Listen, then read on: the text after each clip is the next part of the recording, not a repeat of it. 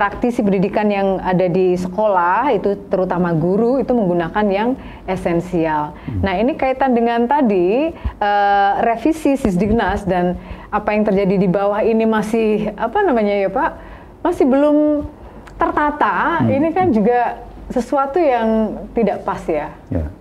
Betul. Jadi dalam kondisi ibaratnya ini darurat lah ibaratnya ya. Itu kita tidak perlu harus melakukan berbagai perubahan yang kadang-kadang justru menimbulkan persoalan baru gitu ya. Ya, kalau bisa itu meminimalisir persoalan ini, fokus terkait dengan permasalahan inti yaitu pandemi. Ini saya kira penting. Jadi kalau kemudian ada apa kurikulum sekolah penggerak, sudah kemudian memunculkan lagi kurikulum prototipe, dan ada kurikulum darurat dan sebagainya itu ya, ini saya kira ya fokus saja lah, fokus saja. Apalagi kurikulum penggerak ini sekarang ini juga sudah berlaku ya, sudah berlaku di sekolah-sekolah ya peserta dari program sekolah penggerak. Sudah ada 2.500 sekolah itu. Nah ini juga nampaknya juga belum ada kesepakatan karena di situ di dalam kurikulum sekolah penggerak itu ada perbedaan di mana tidak ada jurusan untuk SMA. Dan itu juga bagaimana nanti lulusan peserta didik kita yang lulus dari SLTA untuk melanjutkan ke perguruan tinggi, apakah mereka itu boleh memilih program studi atau jurusan di perguruan tinggi secara bebas atau gimana? Dan nampaknya ini juga belum ada apa ya kesepakatan antara perguruan tinggi dengan apa program atau kementerian terkait dengan program ini, sehingga bagi sekolah-sekolah penggerak yang menerapkan kurikulum penggerak ini nanti mungkin yang jadi korban siswanya. Ini kacau ini siswanya. Nah, ini kebingungan kita juga itu.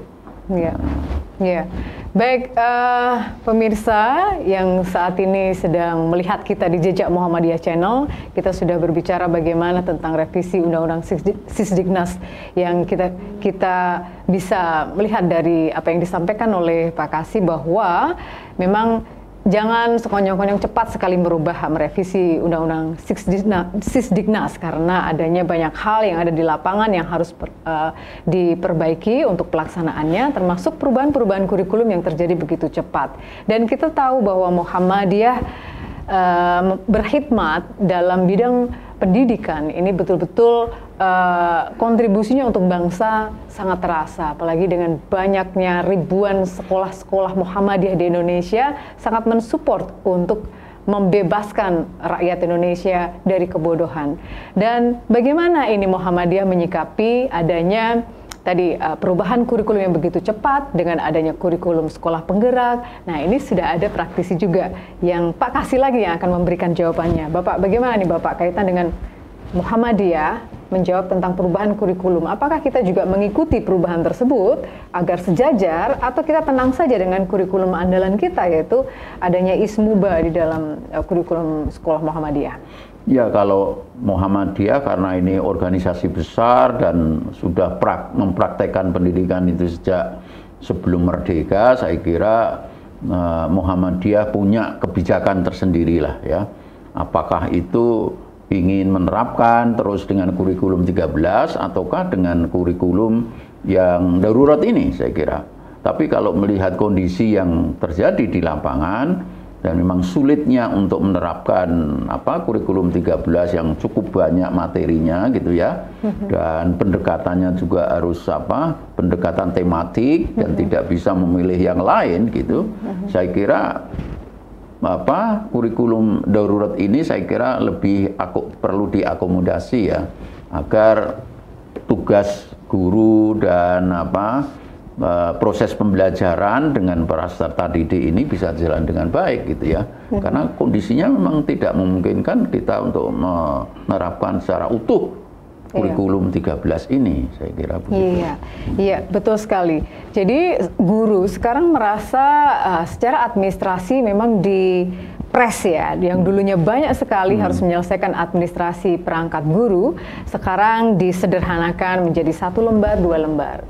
Memang fokusnya ingin pemerintah agar guru memperhatikan betul-betul potensi anak, perkembangan peserta didiknya, dan seterusnya. Tetapi dengan perubahan kurikulum yang tidak pasti ini kan jadinya ruwet juga kita mengikuti. Betul. Iya, betul. Jadi kalau apalagi kemudian kalau muncul lagi kurikulum tadi, ya kurikulum penggerak untuk sekolah penggerak, kemudian kurikulum prototipe yang akan diberlakukan ini. Dan dalam kurikulum yang ada ini kan banyak perubahan-perubahan gitu ya. Nah, oleh karena itu saya kira untuk Muhammadiyah juga, apalagi di era sekarang ini kan sekolah-sekolah juga ada kesempatan untuk melakukan perubahan sendiri ya, menjadi sekolah yang merdeka, katakanlah gitu, kurikulumnya kurikulum merdeka gitu ya. Nah, saya kira Muhammadiyah perlu bersikap karena Muhammadiyah memiliki satuan-satuan pendidikan yang banyak sekali dari TK sampai dengan perguruan tinggi. Saya kira Muhammadiyah perlu merumuskan kurikulumnya sendiri. Nah, itu saya kira penting. Iya. Merumuskan untuk mensejajarkan atau bagaimana Bapak intinya? Ya, karena kita ini kan sekarang ini kalau tidak salah ini yang penting capaian pembelajarannya tercapai gitu ya.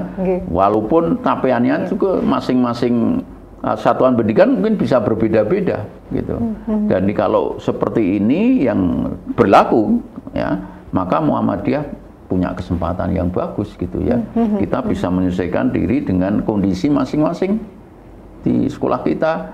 Ya, tidak semua harus diseragamkan misalnya ya, bahwa kompetensi capaian pembelajaran siswa itu harus sampai pada level tertentu gitu, karena kondisinya berbeda-beda. Nah, Muhammadiyah punya kesempatan yang bagus untuk menentukan sikap, menentukan kurikulumnya sendiri gitu. Mungkin bisa dilakukan secara capaiannya, mungkin secara gradasi ya, dengan treatment tersendiri antara yang levelnya mungkin baru B atau C, kemudian yang level B, level A itu kan harus di treatment berbeda-beda. Iya, betul sekali. Ini merupakan chance atau kesempatan emas untuk kurikulum Muhammadiyah itu betul-betul bisa menjawab tentang kegelisahan masyarakat untuk pendidikan anak-anaknya, terutama pada hal religius. Ya, di sini kan dari kurikulum yang 3 tadi ada kurikulum darurat pandemi, kurikulum prototipe untuk sekolah penggerak, dan kurikulum merdeka yang diberlakukan pemerintah ini sepertinya condongnya bahwa sekolah tingkat satuan pendidikan itu diminta untuk memilih mana yang tepat.